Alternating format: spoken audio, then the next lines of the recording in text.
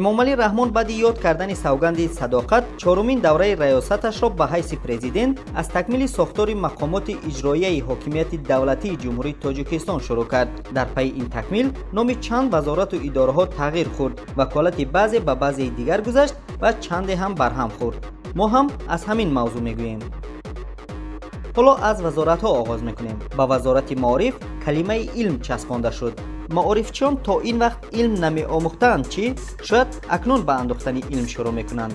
воқеан вазифаи пешбурди сиёсати илм аз доираи ваколатҳои академияи илмҳо бароварда ва ба вазорати мазкур вогузор мешавад. аҷиб аст ки аз ин ба баъд академияи илмҳо чӣ кор мекунад? вазорати мелиорасия ва захираҳои оби ҷумҳурии Тоҷикистонро барҳам доданд. шояд билохира дарк шуд ки ин ниҳод фаъолияти муассире надошт ва миссияи онро ҳамеша президент иҷро мекард. масалан, соли оби тоза эълон шудани соли 2003, амалиёти об барои ҳаёт дар солҳои 2005-2015 ва конфронси байналмилалии об дар соли 2013 пешниҳоди Эмомалӣ Раҳмон буд.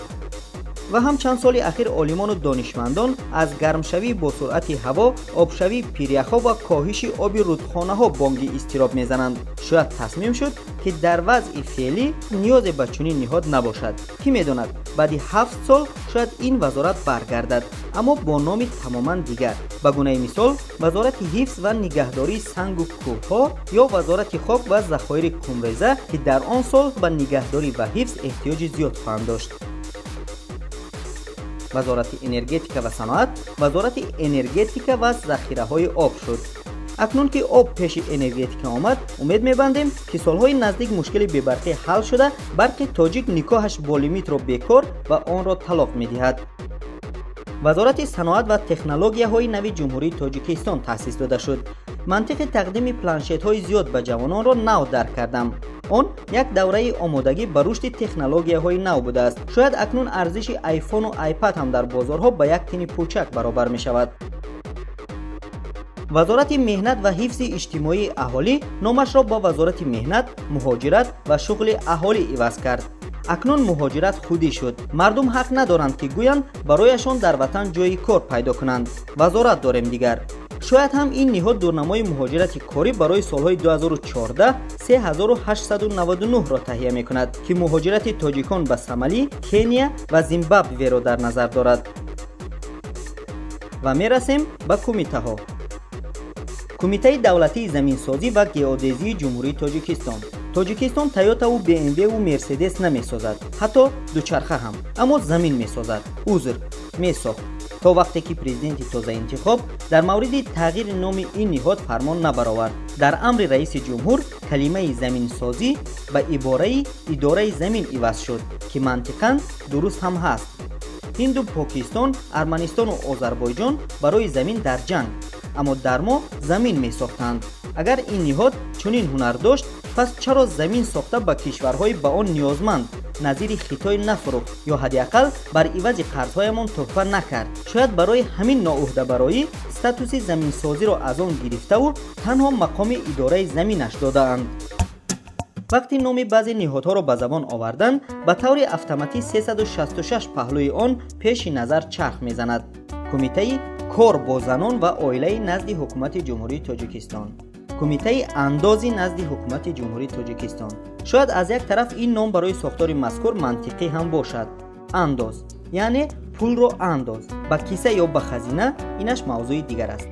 хадамоти алоқаи назди ҳукумати ҷумҳурии Тоҷикистон. суди олӣ. дар мо суд ба маънии фоида зиёд истифода мешавад. бо такя ба ин мантиқ мо фоидаи олӣ дар рӯ ба рӯи сирк, шаҳрӣ, иқтисодӣ ва ғайраҳо дорем. ва як каме дар бораи биноҳо. палатаи ҳисоби Тоҷикистон дар ҳалқаи шоирону нависандаҳост. вазорати фарҳанг бошад, ба қавле худашу сари қоқаш. номи мубораки баъзе мақомоти давлатиро намешавад бидуни шикаст гирифт, зеро дамат ба дарун меафтад. он қадар дуру дарозанд ки кумитаи оид ба корҳои дин, танзими анъана ва ҷашну маросимҳои миллӣ назди ҳукумати ҷумҳурии Тоҷикистон. Ин ниҳод қаблан кумитаи оид ба корҳои динӣ назди ҳукумати ҷумҳурии Тоҷикистон ном дошт. Дар тоҷикӣ мисли русӣ дар радио ва телевизион кӯтоҳ кардани номи вазорату идораҳо ҷоиз нест. махсусан дар шабакаҳои давлатӣ натоқ маҷбур аст номи расмии ниҳодро пурра ба забон биёрад.